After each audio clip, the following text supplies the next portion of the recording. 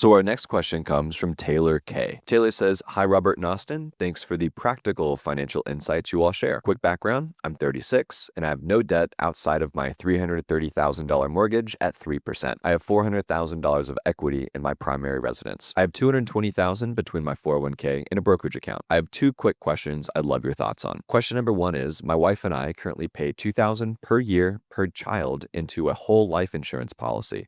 We have 3 children. I'm wondering if a custodial investment account would offer better flexibility long term. What would you consider when choosing between the two? And my second question is, I have an opportunity to invest $50,000 from my 401k into a private real estate deal that projects an 8% preferred return with 22% average annual gain and a 2.2x equity multiple over 10 to 15 years. With a refinance plan in year 3 to get back my $50,000 investment, would you consider that a smart diversification move, or would you rather keep that capital in my 401k, assuming a 10% average return?" Thank you for your insights.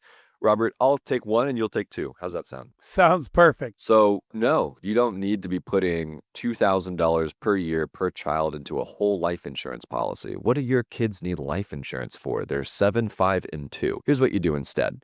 You open up a custodial brokerage account on a Vanguard, a Fidelity. I heard Fidelity is great for this. Actually, a lot of people have this question. Fidelity is the way to go here. There's a lot of people in the Rich Habits Network that do this through Fidelity. You open up the account on Fidelity. You say, hey, I'm the adult here and I'm investing on behalf of my 2-year-old. I'm going to put that same $2,000, put all of that in there, put it in the S&P 500, maybe some NASDAQ or whatever else tickles your fancy, and it's going to grow much more, much better than the fees and the everything else the lack of flexibility, the lack of growth, everything that sucks about a whole life insurance policy. So go to Fidelity, have one of these custodial brokerage accounts, open it up, invest, and your children are going to be thanking you when they're 17, 15, 12, 27, 25, and 22, right? 10, 20 years from now. The money's going to grow dramatically. So that's take number one. Robert, what's take number two? Yeah, I love where your head's at on take two, question two.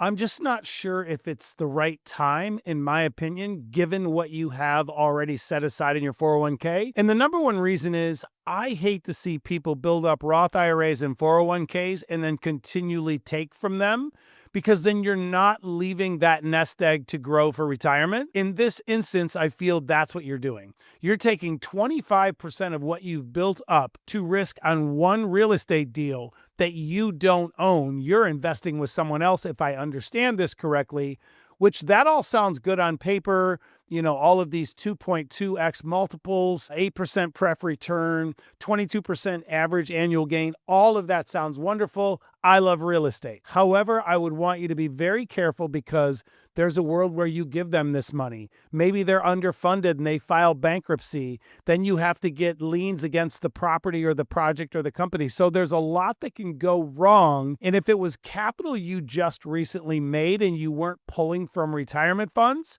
I would be all about you starting to diversify into real estate. But I think that is a little bit more than I'd like to see you invest in your first project, given what you currently have saved and invested in your 401k. That's my take. Yeah, also think about it like this, Taylor. You have $220,000 in your 401k in your brokerage account, and you're asking, do I take out $50,000 from my 401k to go invest it and, have it grow for me or whatever in this deal? Is it a good diversification way? Yeah, like real estate's great. Yes, diversification, we're all for that. But the strategy of obtaining the funds is terrible. And here's why. Your 401k money, first and foremost, you pay a 10% penalty. 5,000 of this 50 goes straight to the government as a penalty for taking the money out. So that's a 10% penalty on the 50,000. And then the average effective tax rate in the United States is about 15.5%.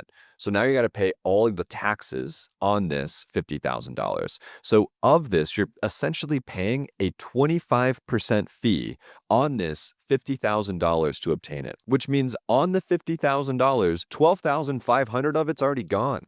Right? So now you got to take out even more. This is not a good plan. You're essentially borrowing at 25% to invest. That's never, a credit card debt to invest. No, this is the same interest rate as credit card debt. This is terrible. So whenever people are asking oh, do I take it out of my 401k and all this stuff? It's one, if you have a high effective tax rate, which, averages like 15, 18, sometimes up to 20%. So now you're borrowing it up to 20% and then another 10% on top of that for the penalty. Some people are borrowing up to 30% to go do something. It's like, no, I wouldn't advise anyone to go to 30% interest rate debt to go whatever, right? So like, no, don't do this. I think you are maybe starting to earn a little bit more money. You got some kids, you want to get fancy. No reason to get fancy here. Stick to the plan. You've got 220 grand invested. How about you grow that to 500 by the end of the decade, maybe 550. And then once you have $500,000 invested, then I want you to start maybe setting aside a couple thousand a month for a year. Now you have 30 or 40,000 you could use to start diversifying, but I would not use 401k money here. It's not the answer, Taylor. Yeah, 100%. I see it every single day in the Rich Habits Network. People asking me in the DMs, hey, I want to go do this. And they're not understanding the total cost of use of funds and the opportunity cost. It's really, really important whether you're buying something or getting ready to invest in something and you need the capital. Understand what that capital is costing you to be able to do the project, not what the returns say they're going to be, these proposed returns, because at the end of the day, I want to see everyone grow and have incredible retirements. And it's just, I want to make sure everyone understands the totality of the information is what is ultimately important when you're investing. So you understand what you're doing with your money. That's why I enjoy doing the Rich Habits podcast with you, Austin. Every single day is breaking these things down.